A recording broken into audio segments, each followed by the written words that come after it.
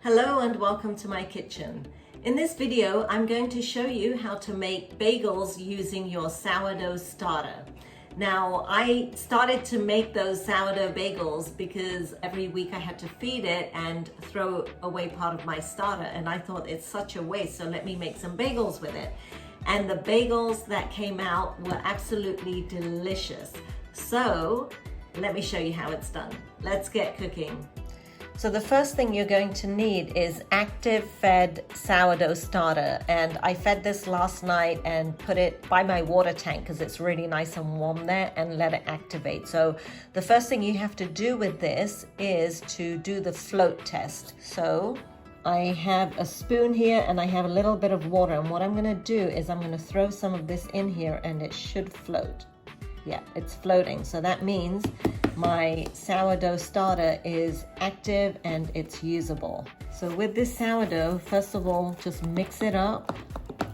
And with this recipe, you need to use scales. It doesn't work with using teaspoons and cups and measures like that. So we're gonna use grams all the way.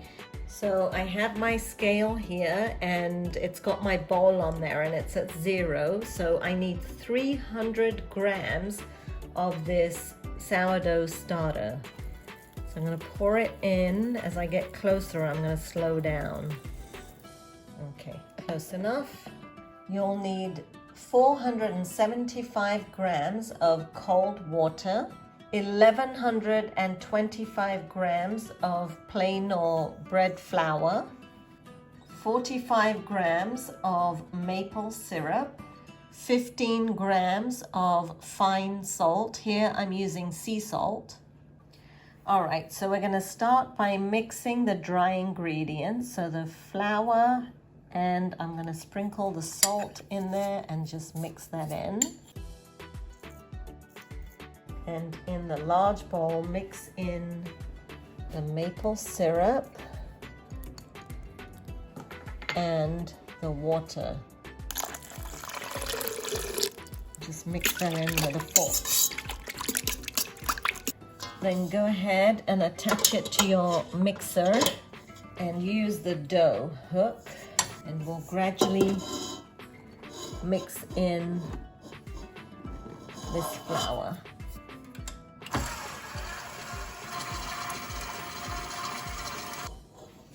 All right, once you've added the first bit, just go ahead and add the rest of the flour and mix it in.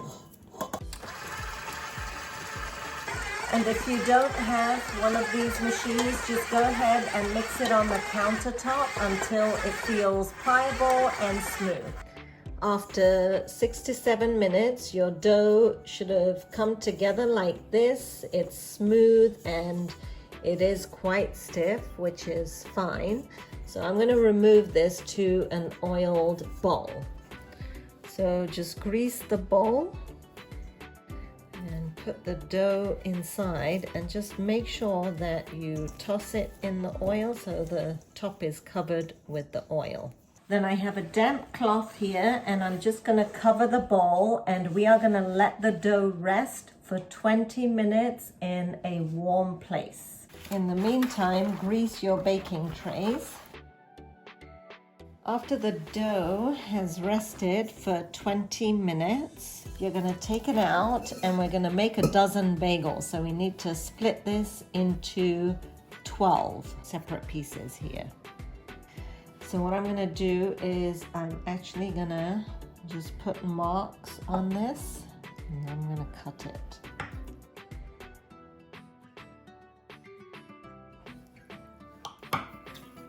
So cut it into 4,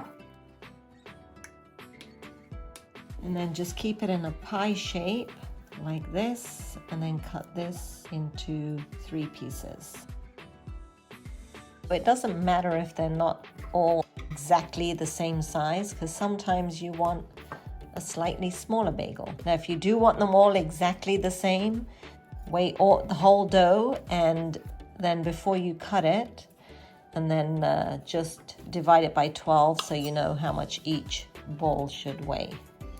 Now, like we do when we bake sourdough bread, we actually want to form a skin. So we're going to make this into a ball and roll it, and then we're going to just kind of scrape it to get a tight skin on the top. Okay, now that feels good to me. So you see how smooth and nice that looks on top? That's what you're looking for. So we need to do all 12 balls like that. Then go ahead and put them on your tray to rest. Of course, if you see these bubbles, like you see that bubble there, I'm gonna pop them. And just continue with the rest of them like that. And I'm actually folding everything into the middle here. So the next step is we're gonna have to cover these with the damp cloth and let it rest for another 15 minutes. Now these have rested for 15 minutes, so the next step is to shape them into bagels. So I'm just going to punch a hole with my fingers and then just roll around. So the hole in the middle, you want it about the size of a 10p coin or an American quarter. There you go, about that big. Okay, so I've split this up into 2 trays and shaped them, and now I'm going to cover both trays, and we need to let them rest in a warm place though. You want to make sure it's warm so that they can rise, and cover them with a damp cloth and let them rise for 2 to 4 hours, just depending on how long it takes for them to rise. So the bagels have been resting for just over 4 hours and they've puffed up nicely. So the way to tell that they're ready is to take one bagel and put it in water. And if it floats like that, then you're good. You just want to make sure that it floats. You just need to test one, but I'm just showing you another one. And it's floating. We're going to cover this now with cling film instead of the towels, and then I'm going to refrigerate it overnight. So the thing I like about the sourdough bagels is that you can start them at like 1 or 2 in the afternoon, and it's evening now. So I'm just gonna go ahead and put these in the refrigerator, and then tomorrow morning when we want breakfast, I'm just gonna take off the cling film and stick them in the oven so we can have hot baked bagels for breakfast in the morning. So the process for the sourdough bagels definitely takes longer, but the timing of it is perfect if you want bagels for breakfast. So when you wake up in the morning, go ahead and turn your oven on and preheat it to 220 degrees Celsius. Put a pot of water on to boil. You'll also need 1 tablespoon of dark brown sugar and 1 tablespoon of baking soda or soda bicarbonate. Then take out the bagels from the fridge. You don't need to bring them to room temperature before you put them in the water, but look at them, they just look so perfect. While they're heating up, enjoy a cup of morning coffee. Then remove the plastic because we're going to be boiling these bagels before we bake them. Add the sugar and the baking soda to the boiling water and just give it a stir to mix it in. I'm going to increase my heat because my water is cooling down. Okay, so you're going to grab the bagel and just do your roly thing again and make that hole bigger. If you like a big hole in the middle. Now, it doesn't matter if you put them in the right way around or upside down. They're gonna boil on both sides for about 30 seconds. So I think because these came out of the fridge and they're going into the hot water, we're gonna have to keep our heat fairly high so that we keep the water hot, because the bagels are cooling the boiling water down. So I'd say that's about 30 seconds. Just going to turn them around. So this technique of boiling the bagels before baking them is what gives it the characteristic chewy texture. There's nothing, else that does it like this. It's just, I don't know, it just is like magic that is worked on the bagels before you bake them. So just continue boiling all of the bagels like this. Now once the bagel comes out of the boiling water, just quickly top it with whatever toppings you want. So I'm going to put some poppy seeds here.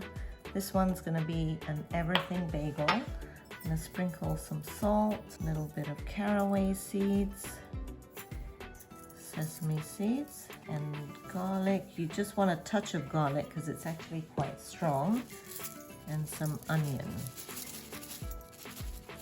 So this is called the everything bagel. Once your bagels have been boiled, go ahead and bake them in your preheated oven. All right, so now they're starting to go brown. These have been in there for 16 minutes. And if you like them like this, go ahead and take them out. I am gonna make them brown a little bit more.